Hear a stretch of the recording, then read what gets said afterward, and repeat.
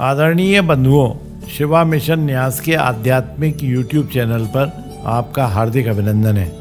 आज इस वीडियो के माध्यम से यह प्रतिपादित करने का प्रयत्न कर रहे हैं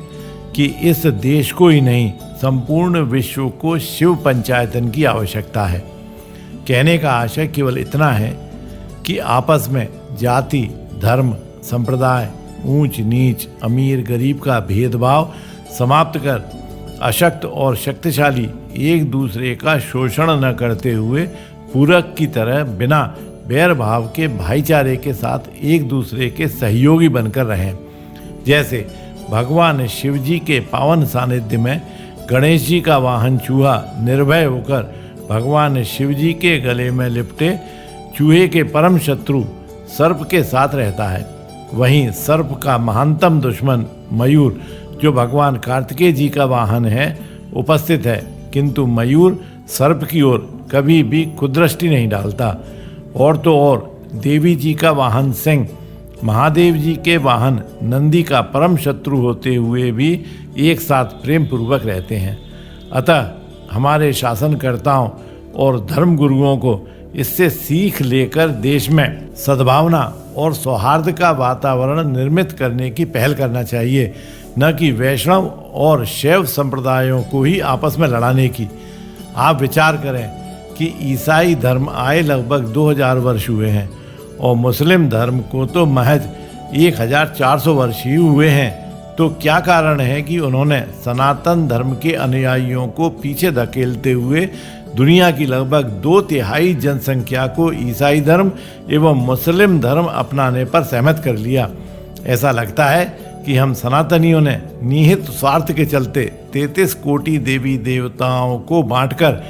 अपने अपने देवी देवताओं को सर्वोत्कृष्ट बनाने में अपनी ऊर्जा लगा दी, जबकि होना यह चाहिए था कि हमें यह प्रतिपादित करना था कि ईश्वर तो एक है एवं सभी देवी देवता, चाहे वह हिंदुओं के हों, बौद्धों के हों, जैनियों के हों, ईसाइयों के हों, मुस्लिमों के हों, पारसियों के हों, ताओ या कन्फ्यूशियस धर्म के हों, उस एक ईश्वर जिसे हम परमपिता परमात्मा कहते हैं के ही अंश हैं। किंतु हमने ऐसा किया नहीं। अभी भी हम अपने अपने धर्म रूपी आवरण को ओढ़कर जनमानस को दिग्भ्रमित कर अपने नियत स्वार्थों की पूर्ति करने में लगे हैं। हम सबके सामने रामकृष्ण परमहंस जी का उदाहरण है, जिन्होंने सनातन धर्म, ईसाई धर्म, मुस्लिम धर्म, तांत्रोक्त मत आदि पर चलकर ईश्वर का साक्षात्कार किया। वास्तव में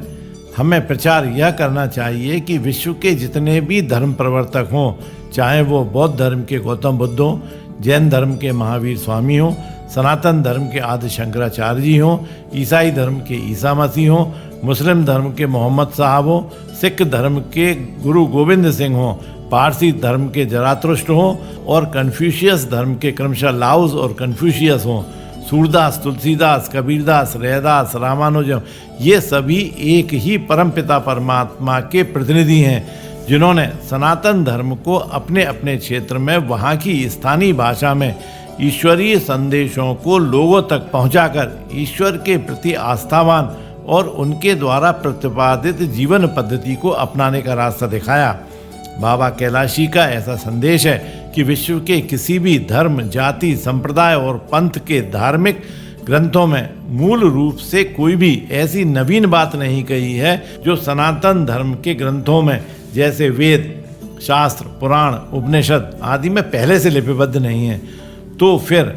अब यह प्रश्न उठता है कि हिंदू, ईसाई, मुस्लिम, पारसी, ताओ, कन्फ्यूशियस एवं विभिन्न संप्रदायों एवं पंथों में इतने मतभेद और मनभेद क्यों हैं? शिवा मिशन न्यास अपने अध्ययन के आधार पर यह बताना चाहता है कि बाइबल ईसा मसीह की मृत्यु के लगभग 100 वर्ष बाद अस्तित्व में आई।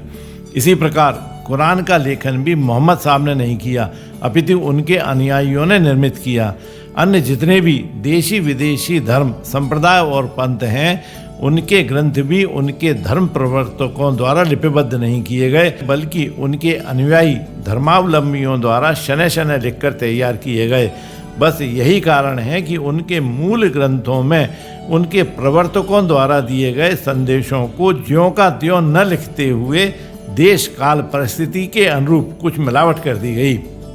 इस प्रकार निष्कर्ष यह निकलता है कि केवल मात्र भगवान शिव एवं उनकी पंचायतनी ही सनातन धर्म का मूल है। अतः अब यह आवश्यक हो गया है कि हम भारत देश के साथ साथ संपूर्ण विश्व के समक्ष शिव पंचायतन का उदाहरण रखते हुए